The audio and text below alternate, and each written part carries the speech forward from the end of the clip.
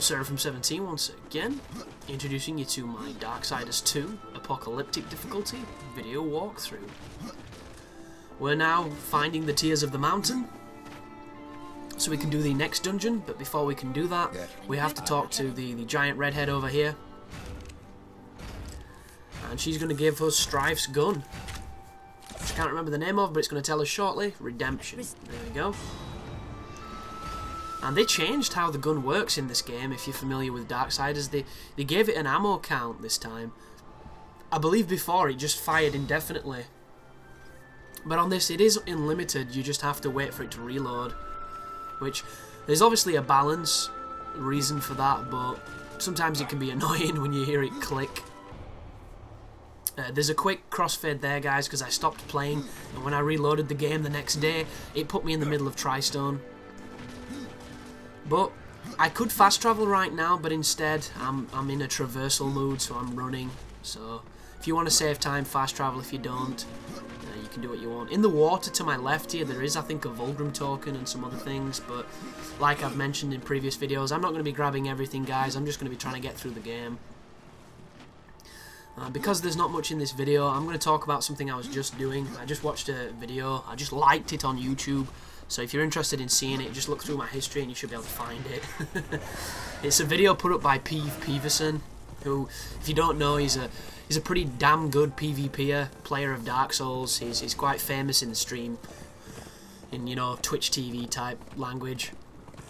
And he saw this guy streaming Soul Level 1, you know, Artorias of the Abyss content on Twitch. So he's obviously been watching that guy's stream, because it's a German dude called the Urban Orb, and he's really good at the game, and he's doing a sadomasochistic run, so it's pretty fun to watch. And he's basically gone on a little rant comparing Dark Souls to domestic violence, and it's brilliant.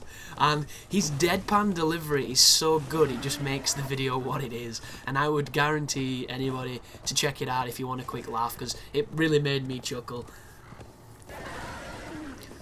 But yeah, Soul Level 1, and it's not just a Soul Level 1 playthrough that he's doing. He's cursed, which has halved his life, and he's wearing the Dusk Ring, which has halved his life again. He's not allowed to use any shields.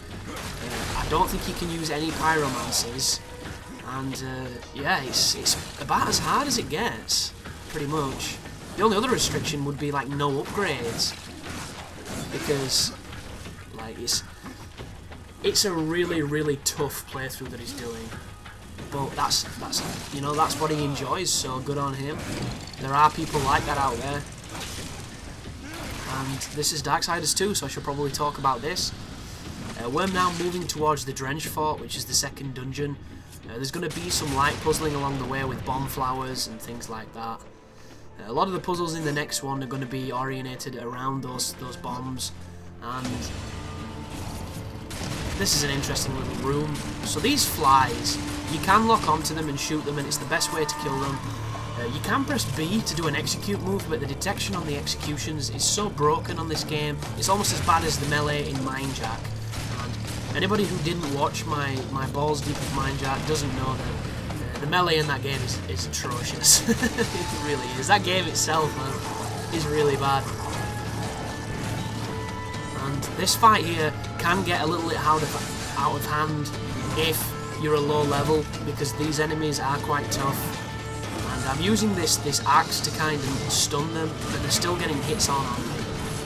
So what I would advise is probably to juggle one into the air, finish it off, and just keep doing that. And I believe that's what I start doing after a little while. But we'll soon see. Maybe not. There you go. He flies off the edge, and when the doors raise, the battle is over. And now we're moving towards the fjord. So this next area, you want to be very careful, because there's passive enemies running around, and they're in groups of 3 usually. There's 2 of these little shits, and there's also a stalker, and there's about 4 gangs of stalkers, so be very careful, because he'll kill you real quick if you're not careful. And I've said careful like 9 times, but it's cool. Yeah, they kill you super fast, they're really aggressive, and I accidentally triggered this cutscene. But one thing to bear in mind, if you are good at fighting the stalkers, or you just want to cheese them, they're really good experience early on. So they will give you plenty of experience, and you will level up, because at the start of the game you level up a lot. And now we've got the gun, we can shoot these. The detection on the gun's not the best, but we'll live with it. And what these basically do is the guy behind me, he likes to eat rocks. He likes to ingest these different rocks. And when you feed him, each one does a different thing. And I believe they're a way to buff your stats. Because when you feed him, you get HP increases, you get strength increases and stuff like that. So, I don't know if there's a finite number of those, but I believe there is, because it comes up with a number.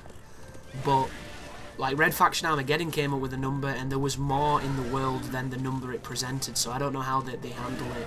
But it is a way to make death stronger. This is the wrong way right now. I wasn't following the map, I don't know why. I think I was put off by the stalkers and trying to avoid them. But it's all cool, because, you know, this game is about exploring, so I will be doing a little bit of it every so often. Mainly when I make a wrong turn or need to pick something up.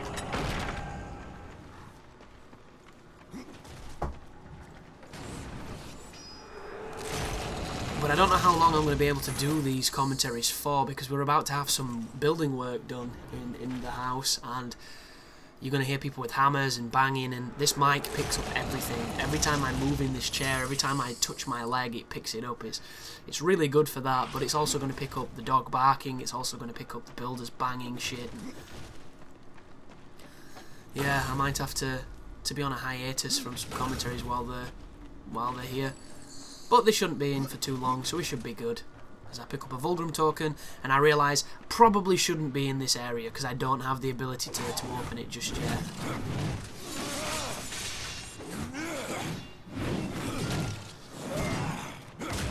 The Darksiders 2. I'm in an interesting position, because I didn't realise how close I was to the end when I stopped playing this game. And if I'd have just continued and beat it, I could have got this guide out so much quicker.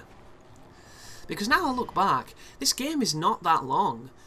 When you know what you're doing in the dungeons, when you know where to go, and when you're not getting, you know, gangbanged by a difficulty spike, it's not that bad at all.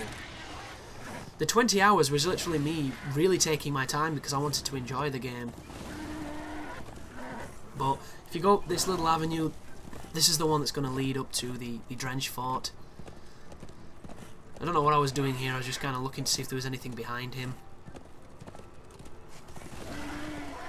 But keep on running. And I don't know what this horse is all about, because this is one of the horses of the Apocalypse, and yet it's got less stamina than Epona had, and Epona was fed on credits. She wasn't fed on those luminous blue little spiky things. But this is Drench Fort, and this is the end of the video, guys. Thanks for watching, and you take care now.